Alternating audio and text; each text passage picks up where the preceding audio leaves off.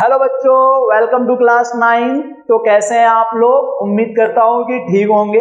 But lockdown period होने की वजह से आप लोगों को बहुत सारी दिक्कतें, प्रॉब्लम आई होगी पढ़ाई में और आप लोगों को कोई प्रॉपर गाइडेंस नहीं मिल रहा होगा।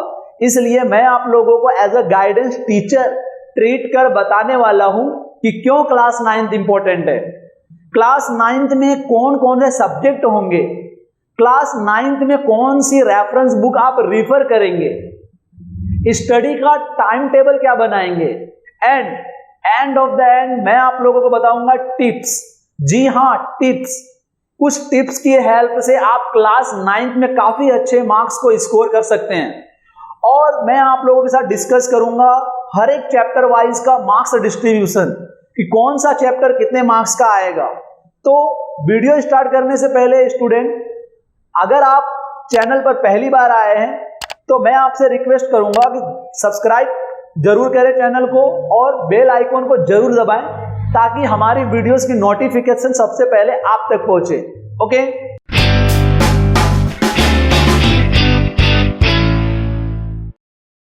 तो स्टूडेंट सबसे पहले हम डिस्कस करते हैं क्यों क्लास 9th इंपॉर्टेंट है।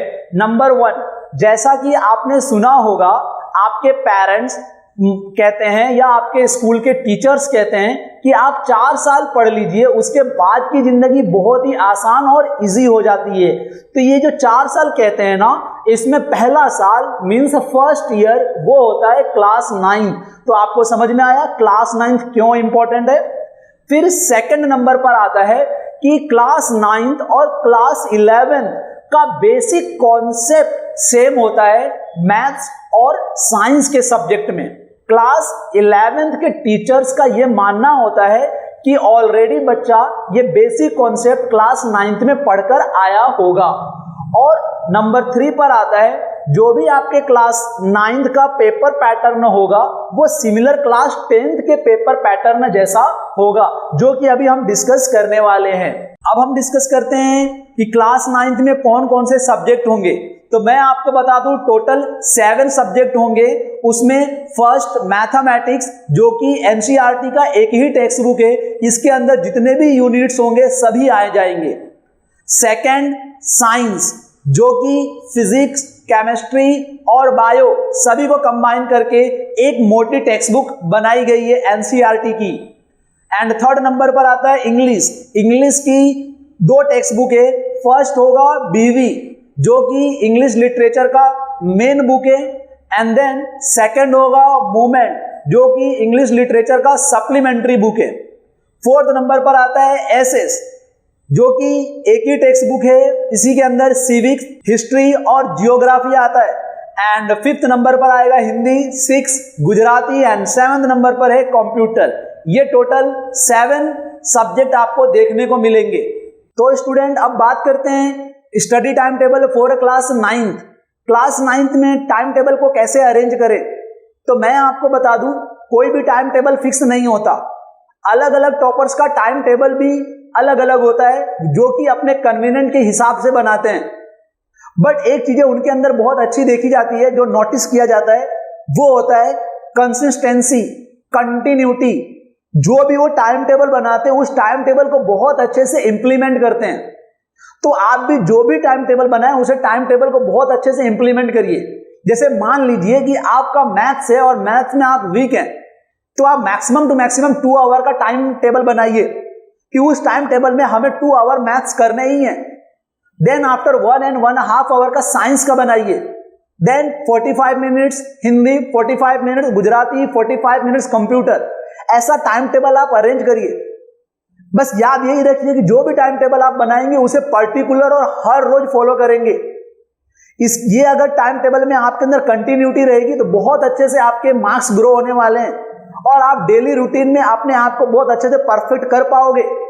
अगर हम बात करें रेफरेंस बुक की, तो मैं आपको सजेस्ट करूंगा सिर्फ और सिर्फ आप मैथ्स के लिए रेफरेंस बुक यूज करिए, जो कि आर.डी. शर्मा और आर.एस. अग्रवाल बहुत ही बेहतरीन होगा।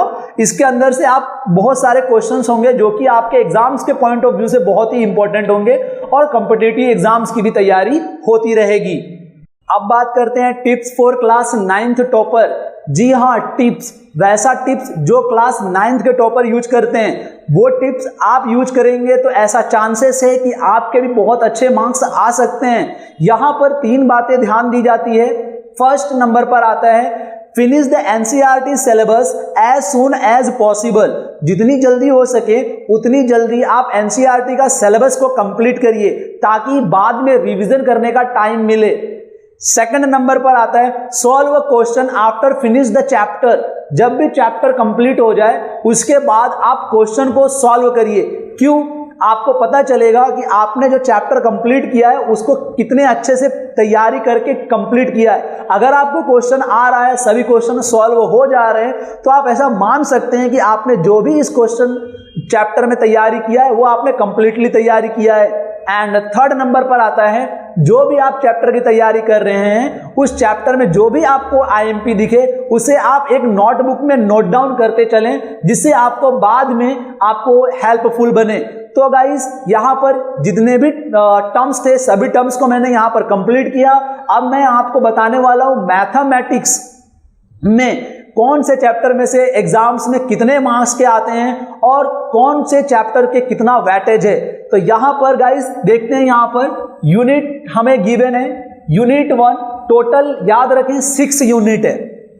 फर्स्ट यूनिट का नाम है नंबर सिस्टम, सेकंड यूनिट का नाम है algebra, third unit coordinate geometry means coordinate, and fourth geometry, fifth mensuration and 6 statistics and probability.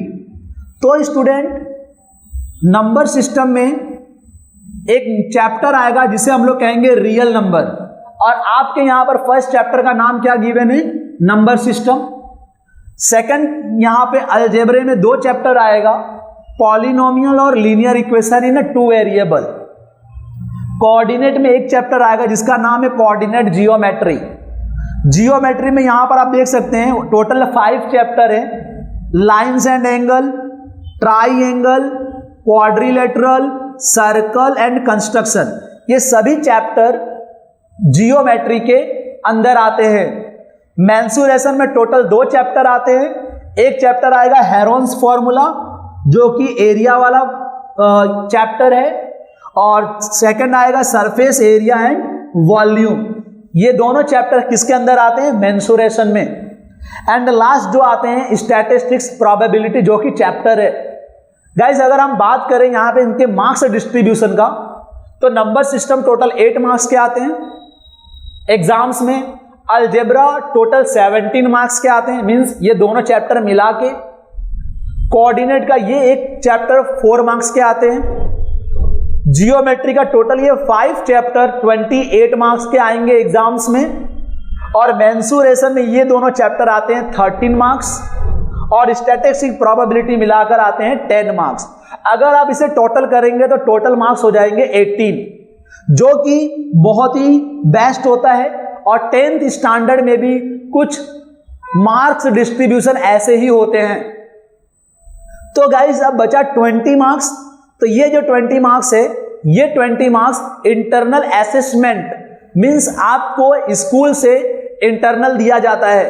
तो स्टूडेंट यहां पर चैप्टर और यहां पर जितने भी टॉपिक है सभी टॉपिक को हम कंप्लीट करते हैं, और नेक्स्ट वीडियो में हम जितने भी मैथ्स में चैप्टर्स होंगे उसी चैप्टर्स का पॉइंट वाइज, चैप्टर वाइज आप लोगों को सभी चैप्टर का नोट्स और सभी चैप्टर्स के एग्जाम्पल एक्सरसाइज आपको मिलेंगे, मैं अपलोड करने वाला हूं।